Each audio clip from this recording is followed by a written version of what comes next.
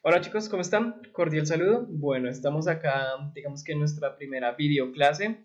Esta vez la iniciamos con la clase de afrocolombianidad. Espero que se estén bien. Y bueno, entonces iniciamos. El tema de la clase de hoy, como podemos denotar, son las haciendas esclavistas.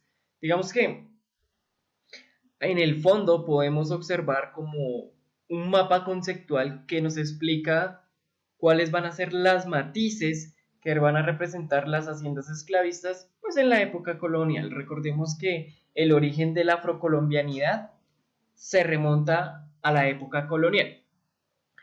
¿Listo? Digamos que las haciendas esclavistas van a jugar un factor importante en la época colonial. ¿Por qué? Porque las haciendas esclavistas van a ser como ese brazo económico que tiene la sociedad colonial.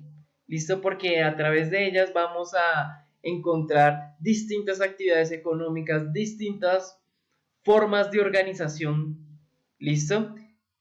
Que a pesar de que ya son del siglo XVI, XVII, van todavía, digamos que su legado perdura en la historia. Y aún vemos matices, las podemos encontrar, digamos que las haciendas esclavistas o las haciendas coloniales las podemos encontrar muchos de sus vestigios en los museos, en zonas rurales, etcétera, etcétera, y que dicen un trasfondo y son como esas infraestructuras vivientes que cuentan lo que ocurrió en un pasado. Como lo mencionamos anteriormente, consideramos como las haciendas esclavistas como los modos de producción económico. Entonces denotémonos un poco que acá en la imagen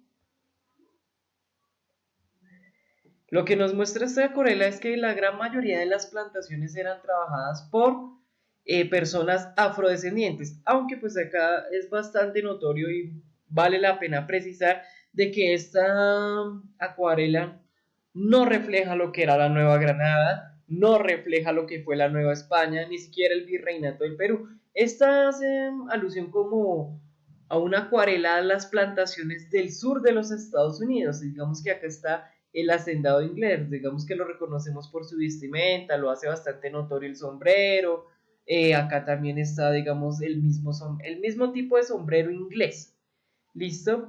Y que de alguna forma en el sur de los Estados Unidos, como lo hemos venido trabajando en la clase, como ya bien sabemos, donde hay bastante presencia afroamericana, ¿no? Pero entonces, los modos, volviendo al tema, los modos de producción van a ser de alguna forma, en su gran mayoría, trabajo para la población afrodescendiente. Y es que aquí hay que hacer un pequeño paréntesis, digamos que explicar y el tratar de entender por qué viene o por qué los españoles, los ingleses, los portugueses van a optar por mano de obra negra, y es porque simplemente la población indígena se reduce notoriamente. Recordemos que para que, bueno, en pleno siglo XV, siglo XVI, bueno, en el siglo XV la población indígena para la Nueva Granada estaba estimada que la población indígena es de unos 3 millones, ya para el siglo XVI, cuando eventualmente se trae personal o mano de obra negra a la Nueva Granada, ya la población indígena está estimada en unos 300.000 habitantes. O sea, es una reducción casi del 80%. Entonces esa es una de las razones fundamentales por la cual van a llegar de alguna forma las personas afrodescendientes a tierras americanas, ¿no? A desempeñar labores en la hacienda, en este caso, la hacienda esclavista, la agricultura. ¿Listo? Van a trabajar en las plantaciones de caña de azúcar, en los trapiches. ¿De acuerdo? Entonces acá una imagen un poco ampliando más o haciéndole zoom a la imagen de cómo se podía observar esta acuarela en estos tiempos. Digamos que estos molinos de viento, esta acuarela, bueno, podemos acá ver en el fondo como la ciudad, digamos que las haciendas esclavistas por lo general van a estar apartadas de la ciudad porque eran casonas, eran casas de veraneo de los españoles, de los ingleses, donde de alguna forma no tenían contacto con la ciudad y sí era un personal bastante adinerado. Listo, acá podemos ver en la imagen cómo era que trabajaba, inclusive dentro de la misma jerarquía, digamos que, no sé, un ejemplo, el hacendado español tiene un hijo con la esclava negra y ese hijo, si es de tez negra, pues va a ser como de alguna forma el capataz de los otros negros. Digamos que por ser hijo de un español va a subir de jerarquía. Ese, digamos, ese dinamismo social lo vamos a ver y va a estar muy marcado en las haciendas esclavistas. Acá por este lado tenemos al trapiche. Perdón. A los trapiches. Listo, ya hacemos como un serio énfasis, ¿no? Digamos que el trapiche, que va a ser justamente que en las plantaciones de caña de azúcar, acá podemos observar cómo, bueno, el dibujo nos ilustra cómo una persona afrodescendiente está levantando los trozos de caña de azúcar para luego molerlos, para luego de alguna forma exponerlos al ambiente. El líquido sobrante se exponía al ambiente, bueno, se guarda en vasijas, después de eso se exponía al ambiente y se sacaba panela o en su defecto hacían aguardiente. Y que digamos que por lo menos acá en Colombia algo que sí está muy marcado es todavía la industria del aguardiente, ¿no? Que viene siendo muy regionalista, el aguardiente, el antioqueño, el llanero, el del Caribe colombiano, etcétera, etcétera. ¿Listo? Estas prácticas iniciaron desde la época de la colonia, ¿listo? Justamente en las haciendas esclavistas.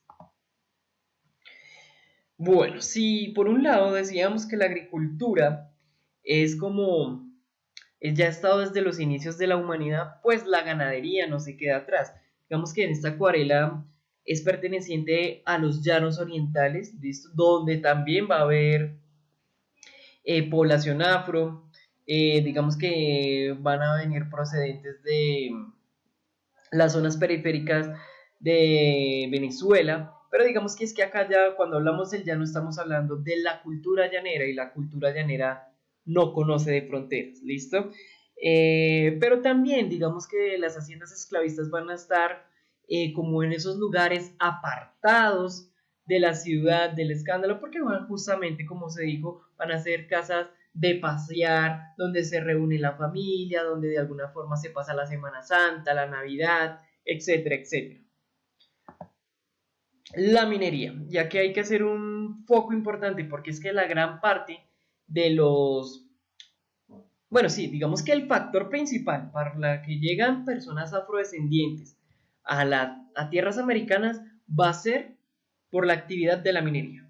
Porque gracias a esta actividad fue que gradualmente, bueno, potencialmente se reduce de una manera muy drástica la población indígena. Entonces va justamente la población negra a, de alguna forma, a cubrir esas labores. También vemos que los mestizos, recordemos que los mestizos van a ser el dolor de cabeza de los españoles en esa época, porque ellos justamente son los que no se saben, son los hijos ilegítimos. Y esta gente, los mestizos, los negros, los mulatos, van a trabajar en, en la minería, bueno, en las regiones mineras. Visto que también algunas están cercanas a las haciendas esclavistas. El periodo colonial. Hace mucho tiempo, cuando el mundo todavía era plano, hubo un marinero que dijo haber encontrado un atajo para llegar a la India. Se llamaba Cristóbal Colón. Pues sí, señor, que el cuento le sonó a los reyes de España y después de 2 meses larguitos llegó, pero a las Islas Bahamas. Hay que decir que ya se habían hecho viajes parecidos, pero con este se inauguró oficialmente el descubrimiento y la conquista de América. Y ahí empezó el desfile de barcos. Unos llegaban a La Guajira, otros a Urabá y otros no llegaban. Pasaron 18 años de ires y venires y después de muchos tires y aflojes se fundó el primer pueblo de Colombia. A partir de ahí los españoles se pusieron a fundar en busca del tesoro del Dorado. Empezaron con Santa Marta y Cartagena y luego fueron abriéndose paso selva adentro poniendo nombres a diestra y siniestra. En esas pasaron 260 años. Durante ese tiempo los españoles trajeron y esclavizaron miles de africanos para sacar todo el oro y la plata que pudieron. Establecieron aquí sus normas, su religión, su modelo de ciudades, sus costumbres y su lengua. Y es que ser español en América era un sueño, pero como ellos no eran los únicos acá del encuentro entre españoles, indígenas y negros, comenzaron a surgir mestizos, Acá por lo menos mulatos, se ve zambos la y hacienda además esclavista. estaban los criollos, que eran hijos de españoles nacidos en América. El nuevo mundo exigía una nueva política. Hubo nombramientos y se establecieron gobernaciones y virreinatos, desde donde se administraba con el visto bueno del rey de España todo lo que pasaba en América. Y fue desde España que quisieron subirle los impuestos a todo. Pero claro, la gente se molestó en América. Una de esas personas fue una santanderiana que vivía del negocio del tabaco y sabía leer. Se llamaba Manuela Beltrán. Cuando vio lo que pasaba, se le saltó la piedra y delante de todo el mundo leyó y rompió el edicto donde se ordenaba el aumento de los impuestos. Bueno, esa es una historia, pero digamos que la síntesis es bastante buena. Bueno, llegan los esclavos, producto de la minería. Hablemos un momento de los hacendados, ¿listo? Digamos que van a ser, bueno, descendientes de españoles criollos. Ellos van a ser los que van a ser, los que van a llevar estas tierras, los que van a consolidar las haciendas esclavistas, las personas más adineradas, la élite de la sociedad, la aristocracia en su momento, y van a ser estos terratenientes. Listo, digamos que algo para entender y ser bastante empáticos es La María. La María de Jorge Isaacs es no una novela colonial, pero sí todavía conserva esos matices de las colonias en las que Efraín se enamora de María y este muchacho va a estudiar hasta el Putumayo, regresa a su hacienda ya en el paraíso, la hacienda del paraíso, en el Valle del Cauca, y allá lo reciben de sus mejores amigos, sus esclavos. La María es un reflejo viviente de lo que fueron las haciendas esclavistas acá en Colombia. Listo, pero por otro lado, parte de los hacendados, por un lado tenemos los terratenientes, que van a ser los españoles y los criollos. Pero por el otro lado, la Iglesia Católica y principalmente la Orden de los Jesuitas. Recordemos que la Orden de los Jesuitas va a ser esta orden religiosa católica revolucionaria que va de alguna forma a llegar a las Américas a evangelizar, a cristianizar. Denotemos que las primeras misas no se hacían en los templos, sino a las afueras, para que de alguna forma se fuera como consolidando al español, al negro, pero eso también va a representar unas matices. Los hacendados, la iglesia va a tener gran parte de los territorios de las haciendas esclavistas, sobre todo acá en Cundinamarca. Los departamentos que más tuvieron influencia en las haciendas esclavistas, una de ellas fue Antioquia, ¿no? Entonces digamos que en Medellín, listo, digamos que por eso cuando se abole la esclavitud y esta gente se vuela, pues van a estar bastante cercanas, vean, a la zona del Chocó. Listo, por acá se van a quedar en apartado en el Valle del Urabá, San Juan del Urabá. Digamos que la parte norte de Antioquia es afrodescendiente. Porque miren dónde colinda justamente con el Chocó. ¿Listo? Y digamos que al interior, digamos que los que han tenido la posibilidad de ir a Medellín, a lo que es Envigado, Río Negro, el mismo Medellín, pues digamos que toda esta cultura paisa va a ser netamente colonial. Ese es el atractivo de la cultura paisa. Obviamente tenemos que hablar del Chocó. Listo, en el Chocó, donde encontramos, digamos que la bahía de Buenaventura, Cali, que tiene como esa amalgama de personas blancas, mestizas, negras, todas estas, Cali, que, bueno, el Valle del Cauca, que va a ser una de las regiones que va más a tener haciendas esclavistas. Una de ellas es la hacienda La Bolsa. Digamos que en su momento que la tienen estas tierras los jesuitas y luego se la venden a Julio Arboleda, etcétera, etcétera. Luego pues pasamos obviamente a Bolívar, digamos que en este momento pues Cartagena, que va a ser como el puerto negrero, alrededor de ellos va a estar como San Basilio de Palenque, Turbaco, el Carmen de Bolívar, Magangué, etcétera, etcétera.